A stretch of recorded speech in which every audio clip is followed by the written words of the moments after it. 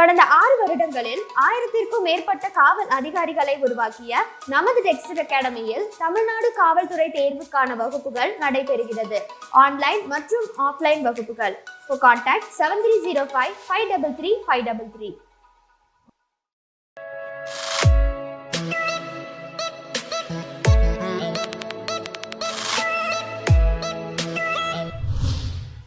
Right, welcome students.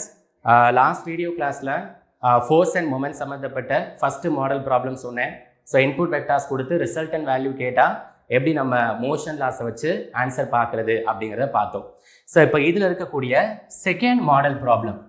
So இது ரொம்ப ரொம்ப இம்பார்ட்டன்ட்டான ஒரு செக்ஷன். ஏன்னா இது நம்ம பார்க்க போறது problems related to Lami's theorem. So previous வீடியோஸில் லாமி தியரம் பற்றி சொல்கிறப்ப கண்டிப்பாக அதில் வந்து ப்ராப்ளம் கேட்குறதுக்கு அதிக சான்ஸ் இருக்குதுன்னு சொன்னேன் இல்லையா? ஸோ அதான் இந்த ப்ராப்ளம். ஸோ நல்லா புரிஞ்சுக்கங்க. இந்த தியரம் பற்றி நான் ஏற்கனவே உங்களுக்கு சொன்னேன். பெரும்பாலும் இன்புட்ஸ் கொடுத்து அவுட்புட் கால்குலேஷன் பண்ண சொல்லுவாங்க. பட் லாமி தியரத்தை பொறுத்தவரை ரிசல்டன்ட் வேல்யூ அவுட்புட் கொடுத்துருப்பாங்க, இன்புட்ஸ் நம்ம ப்ரெடிக்ட் பண்ணுற மாதிரி இருக்கும். இது ஒரு விஷயம். அதே மாதிரி second point, Lami's theorem is applicable only for concurrent type of vectors. So எந்த டைரக்ஷனில் வேணாலும் அது ட்ராவல் பண்ணலாம், எந்த பாயிண்ட்ல இருந்து வேணாலும் அது ஸ்டார்ட் ஆகிருக்கலாம். பட் ஏதோ ஒரு காமன் பாயிண்ட்ல ஒன்னா மீட் ஆகக்கூடிய ஃபோர்ஸ் வெக்டார்ஸை தான் கான்கரண்ட் வெக்டார்ஸ்னு பார்த்தோம். ஸோ அந்த கான்கரண்ட் ஃபோர்ஸஸ்க்கு அப்ளை பண்ணக்கூடிய தியரம் தான் லாமிஸ் தியரம் அப்படிங்கிறது நமக்கு தெரியும். இப்போ இந்த லாமிஸ் தியரத்தில் இருக்கக்கூடிய ப்ராப்ளம் அண்ட் அதுக்கு உண்டான ஆன்சர் பார்ப்போம். ஸோ இப்போ ப்ராப்ளம் கொஸ்டின் நல்லா புரிஞ்சுக்கங்க. எப்படி கொடுத்துருக்காங்கன்னா, A body is subjected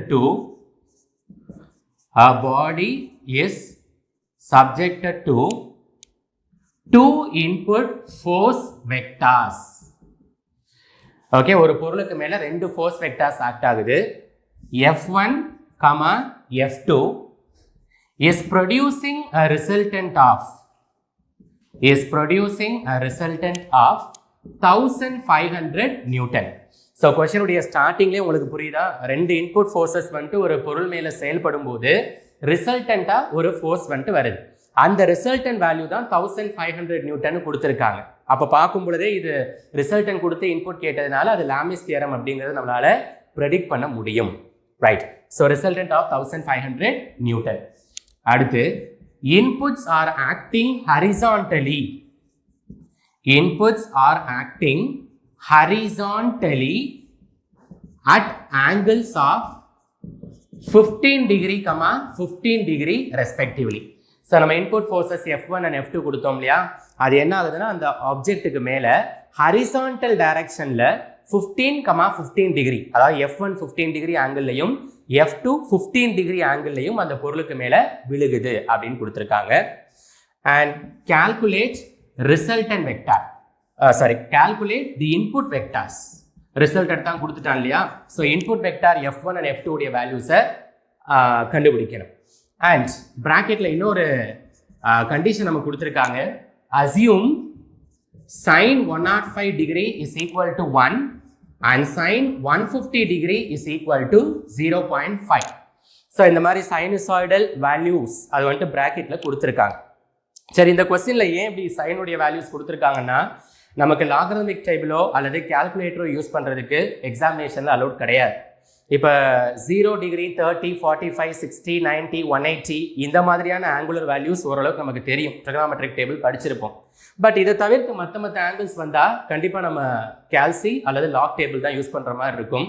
அது அலௌட் இல்லை அப்படிங்கிறதுனால அந்த ஆங்குலர் வேல்யூஸுக்கு எல்லாமே ஆன்சர்ஸ் அவங்களே பிராக்கெட்டில் கொடுத்துருப்பாங்க. ஸோ அதை பற்றி ஒரி பண்ண வேண்டிய அவசியம் கிடையாது. ரைட், இதான் நம்முடைய கொஸ்டின். ஸோ நான் ஏற்கனவே சொன்ன மாதிரி ரிசல்டன்ட் வேல்யூ கொடுத்துருக்கான், இன்புட் வேல்யூஸ் கேட்டிருக்காங்க. அப்போ நம்ம யூஸ் பண்ண போகிறது லாமி தியரம் அப்படிங்கிறது தெரியுது. ஸோ லாமி தியரத்தில் நம்ம பார்த்தோம், ஆல்ஃபபெட் ஒய் மாதிரி வரைவோம் இல்லையா? அந்த ஆல்ஃபபெட் ஒய்ல மேலே இருக்கக்கூடியது இன்புட் ஆர்ம்ஸ் அண்ட் கீழே இருக்கக்கூடியது அவுட்புட் ஆர்ம் அப்படின்னு நமக்கு தெரியும். ஸோ அப்போ நம்ம முதல்ல வரைஞ்சுக்குவோம். ஆன்சர் நான் சொல்கிறேன். ஸோ ஆல்ஃபபெட் ஒய் எடுத்திருக்கீங்க. ஸோ மேலே இருக்கக்கூடியது input forces F1 and F2 and கீழே வரக்கூடியது அவுட்புட் ஃபோர்ஸ். அது ரிசல்டன்ட் ஃபோர்ஸுங்கிறதுனால நான் FR அப்படிங்கிற சிம்பிளை வச்சு டினோட் பண்ணுறேன். ரைட்டுங்களா? ஸோ இப்போ அடுத்து இந்த ரெண்டு இன்புட் ஃபோர்ஸஸ் எப்படி ஆக்ட் ஆகுது? They are acting horizontally at an angle of 15, 15 degree. So இப்போ இப்படி டாப் டு பாட்டம் இருந்தால் அது vertical and left to right இருந்தால் அது ஹரிசான்டல் அப்படிங்கிறது நமக்கு தெரியும். இப்போ ஹரிசான்டல் டைரக்ஷனில் தான் அந்த ரெண்டு ஃபோர்ஸ் வந்துட்டு ஆக்ட் ஆக போகுது. ஸோ அப்போ இந்த சென்ட்ரு பாயிண்ட்ல ஒரு ஹரிசான்டல் பிளேன் வரைஞ்சிக்கங்க. ஸோ இப்படி போட்டிங்கன்னா அது வெர்டிக்கல் கோடு, இப்படி போட்டிங்கன்னா அது ஹரிசான்டல் கோடு, ரைட்டா? நான் ஹரிசான்டல்னு கொஸ்டினில் கொடுத்ததுனால இப்படி ஒரு ஹரிசான்டல் லைன் வந்துட்டு சென்ட்ரு பாயிண்ட்ல கிராஸ் பண்ணிட்டு போகிற மாதிரி வரைஞ்சிருக்கேன், ரைட்டா? இப்போ ஃபர்ஸ்ட் ஃபோர்ஸ் F1 இந்த ஹரிசான்டல் பிளேன்ல 15 டிகிரி அப்படிங்கிற ஆங்கிள்லையும், செகண்ட் ஃபோர்ஸ் F2 அதே ஹரிசான்டல் பிளேன்ல 15 டிகிரி அப்படிங்கிற ஆங்கிள்லையும் ஆக்ட் ஆகுது. ஸோ கொஸ்டின்ல என்ன கொடுத்துருந்தாங்களோ அதை அப்படியே நான் டயக்ராமேட்டிக் ஃபார்மேட்டுக்கு மாத்திட்டேன். இதான் ஃபர்ஸ்ட் ஸ்டெப், புரிஞ்சா? ரைட். இப்போ அடுத்து என்ன பண்ண போறோம்னா ரெண்டு சப்சிக்வெண்ட் ஃபோர்ஸஸ்க்கு இடைப்பட்ட ஆங்குலர் வேல்யூவை மார்க் பண்ண போறோம், ரைட்? ஸோ இப்போ F1 F2 அப்படிங்கிறது டூ சப்சிக்வெண்ட் ஃபோர்ஸ். ஸோ இந்த ரெண்டுக்கும் நடுவில் ஆங்கிள் எவ்வளோ வரும்? இப்போ இந்த டோட்டல் ஆங்கிள் பார்த்தீங்கன்னா 180 டிகிரி, கரெக்டா? ஸோ அந்த 180ல இந்த பக்கம் 15, இந்த பக்கம் 15, அதாவது 30 போயிடுச்சு. ஸோ அப்போ 180 minus 30 டிகிரி போச்சுன்னா ஆன்சர் 150 டிகிரின்னு வரும். ஸோ அப்போ F1 அண்ட் F2க்கு இடைப்பட்ட angle value is 150 degree, right? அதே மாதிரி F2 அண்ட் FRக்கு இடைப்பட்ட ஆங்கிள் என்ன வரும்? F2ல இந்த சைடு 15 டிகிரி இருக்குது அண்ட் இந்த பக்கம் ஆப்வியஸ்லி 90 டிகிரி இருக்குன்னு அர்த்தமா? ஸோ அப்போ ரெண்டையும் சேர்த்தீங்கன்னா இங்கே உள்ள ஆங்கிள் 105 டிகிரி. அதே மாதிரி இந்த சைடு லெஃப்ட் சைடு வாங்க, F1க்கும் FRக்கும் இடைப்பட்ட ஆங்கிள் பார்க்க போறீங்க. ஸோ ரெண்டுக்கும் இடைப்பட்ட ஆங்கிள் என்ன வரும்? Again 15 plus 90 degree is 105 degree. இதான் ஸ்டெப் நம்பர் 2, புரிஞ்சா? அடுத்து ஸோ டயராம் நம்ம வரைஞ்சாச்சு. நெக்ஸ்ட் ஸ்டெப் லாமிஸ் தியரத்துடைய ஃபார்முலா அப்ளை பண்ணலாம். ப்ரீவியஸ் வீடியோவில் பார்த்தோம், first force F1 divided by sine of the opposite angle. So இதான் நம்முடைய ஃபோர்ஸ் F1. இதுக்கு ஆப்போசிட்ல இருக்கக்கூடிய ஆங்கிள் என்ன? 105 டிகிரி. ஸோ அப்போ F1 divided by sine 105 degree equal to second force F2 divided by sine. So அந்த ஃபோர்ஸுக்கு ஆப்போசிட்ல இருக்கக்கூடிய angle 105. So 105 degree is equal to FR. Okay, resultant force FR divided by sine of அதுக்கு ஆப்போசிட்ல இருக்கக்கூடிய angle 150 degree. ரைட்டா? இதான் Lammy theorem formula. Right. இப்போ நம்மளுடைய வேல்யூஸை சப்ஸ்டிட் பண்ணுவோம். F1 divided by sine 105 degree வந்துட்டு அப்ராக்சிமேட்லி 1 கொடுத்துருக்கானா? ஸோ அதை இங்கே சப்ஸ்டிட் பண்ணிக்கோங்க கீழே. Equal to F2 divided by மறுபடியும் sin 105 அதனுடைய வேல்யூ 1 கொடுத்துருக்காங்க ஈக்குவல் டு FRங்கிறது ரிசல்டன்ட் ஃபோர்ஸ், அதனுடைய வேல்யூ எவ்வளவு? 1500 நியூட்டன். ஸோ மேலே அதை சப்ஸ்டிட் பண்ணிக்க divided by sin 150. So sin 150 is approximately 0.5னு கொடுத்துருக்காங்க. 0.5 எப்படி எழுதலாம்? 1/2 எழுதலாமா? ஸோ 1/2 போட்டுக்கிறீங்க. ஸோ 2 மேலே போனால் ப்ராடக்ட் ஆயிரும். 1500 into 2 3000. அப்போ F1 உடைய வேல்யூ 3000 நியூட்டன் அண்ட் F2 உடைய வேல்யூவும் 3000 நியூட்டன், ரைட்? ஸோ உங்கள் சாய்ஸில் பாருங்கள், அவங்க கொடுத்துருக்கிற 4 choice. A 1000, 1000, B 1500, 1500, C 3000, 3000, D 4250, 4250. இதான் இந்த கொஸ்டினுக்கு அவங்க கொடுத்துருந்த 4 சாய்ஸ். ஸோ நமக்கு வந்திருக்க ஆன்சர் 3000, 3000. இதான் லாமி தியரத்துடைய ஃபார்முலா. ஸோ நீங்கள் தியரட்டிக்கலாக என்ன ப்ரொசீஜர் படிச்சிங்களோ அதை அப்ளை பண்ணிங்கன்னா ஆன்சர் வந்துடும்.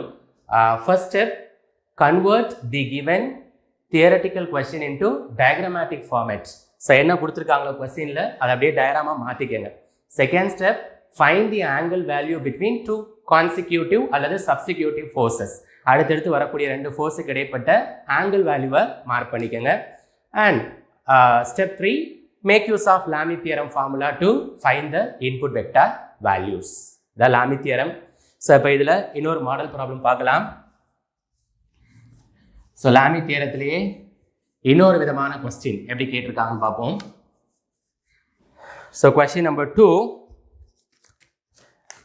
two input vectors are not known. So 2 input vectors வந்துட்டு ஒரு ஆப்ஜெக்ட் மேலே ஆக்ட் ஆகுது, ஆனால் அதோடைய வேல்யூ வந்துட்டு தெரியல, ரைட்? அடுத்து it is producing an output, of 2000 newton. So output வந்துட்டு 2000 நியூட்டன் ரிசல்டன் வேல்யூ கொடுத்துருக்காங்க. What is the law used for calculating the input vectors? So ஆக்சுவலாக அது ப்ராப்ளம் கிடையாது, ப்ராப்ளம் மாதிரி வந்துட்டு ஸ்டார்ட் பண்ணியிருக்காங்க. But theoretical point of view தான் கொஸ்டினை முடிச்சிருக்கான். 2 இன்புட் வெக்டார்ஸ் தெரியலை அண்ட் அதுலேருந்து வரக்கூடிய ரிசல்டன் வெக்டாருடைய வேல்யூ 2000 நியூட்டன். இன்புட் வெக்டார்ஸுடைய வேல்யூவை கால்குலேட் பண்ண நீங்கள் எந்த லா யூஸ் பண்ணுவீங்க அப்படின்னு போட்டு ட்ரையாங்குலர் லா, parallelogram லா, எய்தர் ஏ ஆர்பி நெய்தர் ஏ நார்பி. ஸோ இதான் நம்முடைய கொஸ்டின். ட்ரையாங்குலர் லா யூஸ் பண்ணுவீங்களா, parallelogram யூஸ் பண்ணுவீங்களா, ரெண்டுமே யூஸ் பண்ணலாமா இல்லை ரெண்டுமே யூஸ் பண்ண முடியாதான்னு கேட்டிருக்காங்க. So obviously answer is option D. ஏன்னா அதில் வந்துட்டு ரிசல்டன் வேல்யூ கொடுத்து இன்புட்ஸ் கேட்குறாங்க. அப்படிங்கிறப்ப நம்ம நார்மலாக யூஸ் பண்ணக்கூடிய மோஷனல் லாஸ் யூஸ் பண்ண முடியாது. ஸோ இங்கே நம்ம யூஸ் பண்ணக்கூடியது only Lami's theorem. But the choice is not given. அதனால right answer option D, neither A nor B அப்படிங்கிறதா வரும். ஸோ இதான் லாமித் தியரம் சம்மந்தப்பட்ட சில கொஷின்ஸ், நல்லா பார்த்துக்கங்க. இப்போ நம்ம பார்க்க போகிறது மாடல் 1 and 2 ஆல்ரெடி பார்த்தோம். ஸோ இப்போ மாடல் 3 என்னன்னாக்க moment calculation. Model 3 is moment calculation. So moment பற்றி நான் ஏற்கனவே தியரட்டிக்கல் வீடியோ பார்த்தோம். மொமெண்ட்டுக்கு இன்னொரு பேர் வந்துட்டு டார்க் அல்லது ட்விஸ்டிங் ஃபோர்ஸ் அப்படின்னு பார்த்தோம் இல்லையா. ஸோ அப்போ மொமெண்ட்டுடைய ஃபார்முலாவும் நம்ம படித்தோம். m is equal to f into d, அதாவது ஃபோர்ஸ் இன்ட்டு டிஸ்டன்ஸ். ஒரு பொருளுக்கு மேலே எவ்வளோ ஃபோர்ஸ் ஆக்ட் ஆகுது அண்ட் எவ்வளவு டிஸ்டன்ஸில் நம்ம அந்த ஃபோர்ஸை வந்துட்டு அப்ளை பண்ணுறோம், ரைட்டுங்களா. ஸோ அதுக்கு பேர் தான் வந்துட்டு மொமெண்ட் அப்படின்னு பார்த்தீங்க. யூனிட் வந்துட்டு நியூட்டன் மீட்டர்னு பார்த்தோம். ஸோ இப்போ இது சம்மந்தப்பட்ட ப்ராப்ளம். ஸோ இப்போ ஃபர்ஸ்ட் ப்ராப்ளம் பார்த்தீங்கன்னா TNEB 2018 வந்த ஒரு ப்ராப்ளம் நான் சொல்கிறேன். ஸோ ப்ராப்ளம் முறை நோட் பண்ணிக்கோங்க.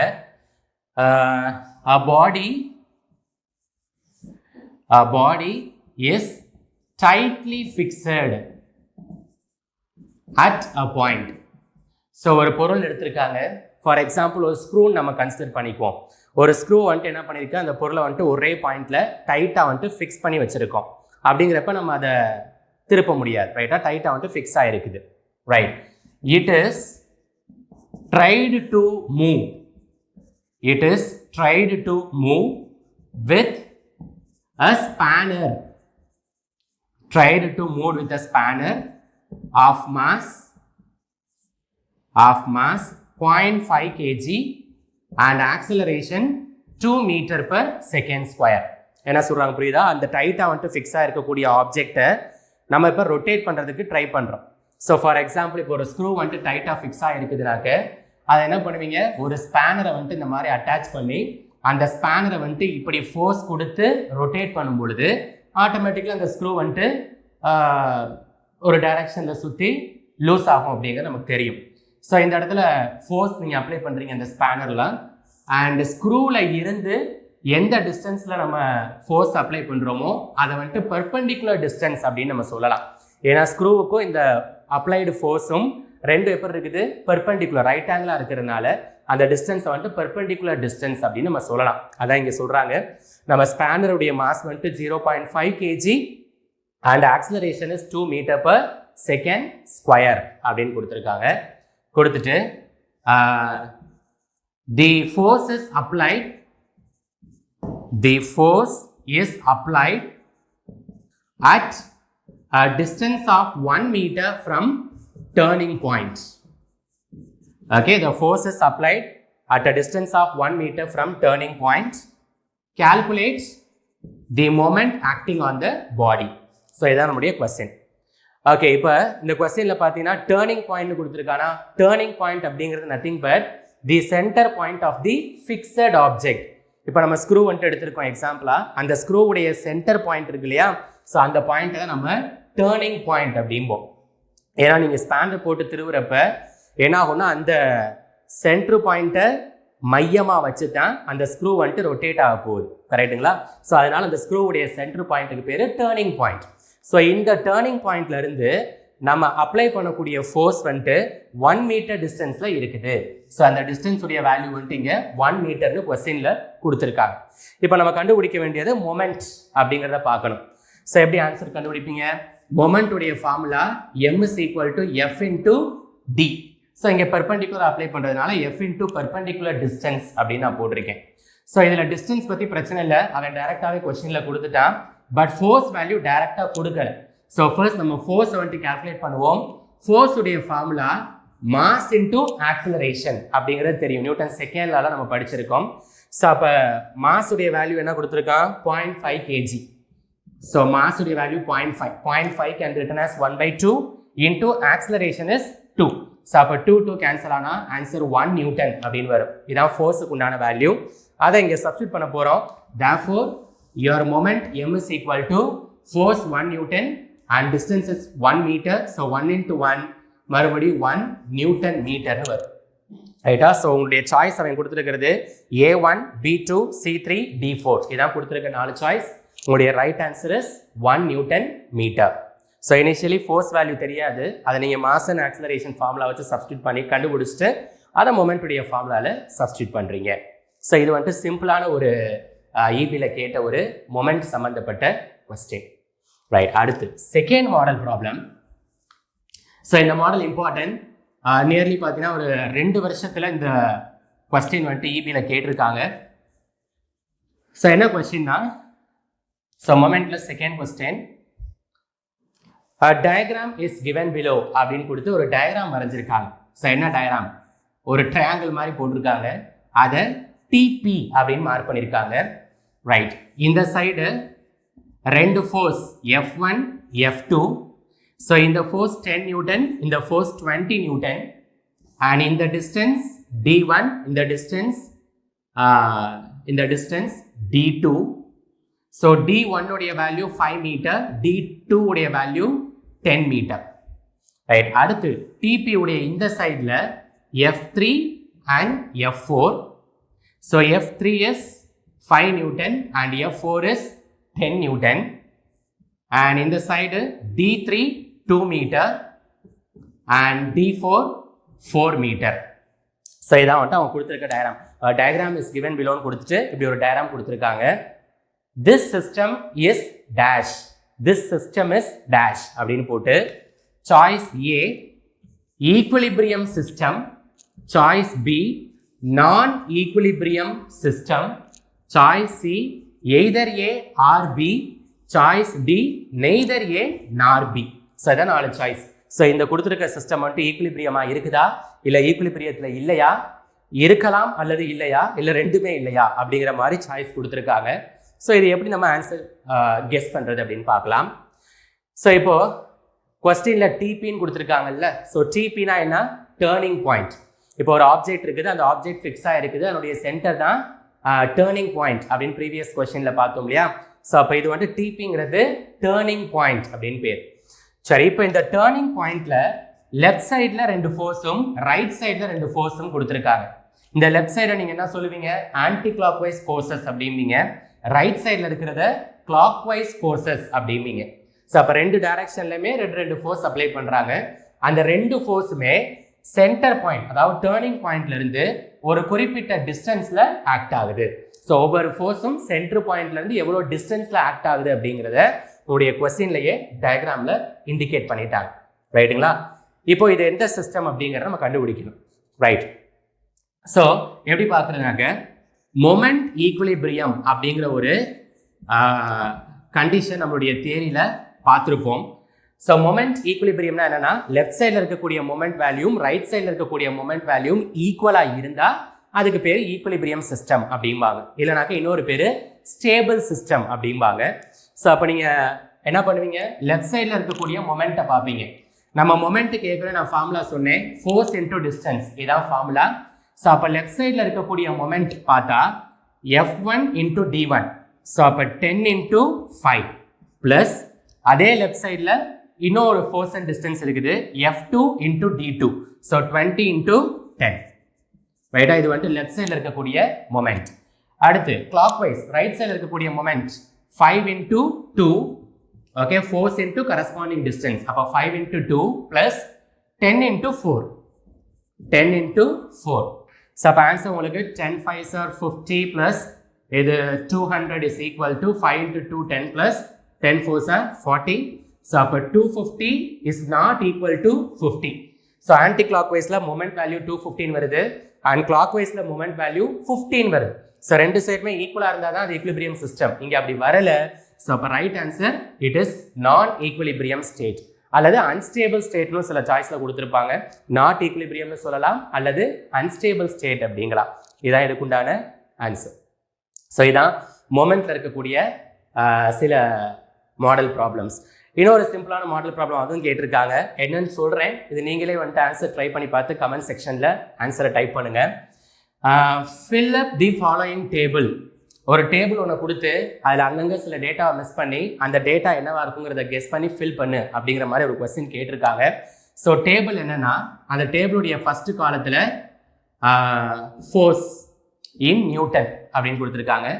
செகண்ட் காலத்தில் டிஸ்டன்ஸ் இன் மீட்டர் அப்படின்னு கொடுத்துருக்காங்க.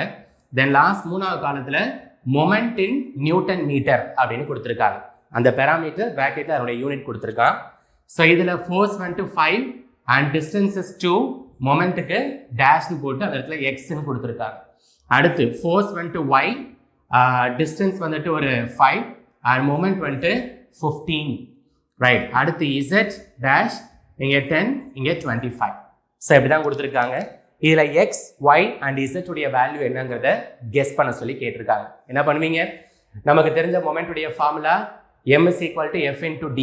ஸோ எந்த பெராமீட்டர் கொடுத்துருக்காலும் அதை சப்ஸ்டியூட் பண்ணி இல்லாத பெராமீட்டரை நீங்கள் பார்த்துடலாம். So X, Y and Z உடைய வேல்யூவை மொமெண்ட் கேல்குலேஷன் ஃபார்முலா வச்சு சால்வ் பண்ணி ஆன்சரை கமெண்ட் செக்ஷனில் கமெண்ட் பண்ணுங்கள். ஸோ இதான் நம்முடைய மெக்கானிக்ஸில் இருக்கக்கூடிய model 3 type of problems. Thank you.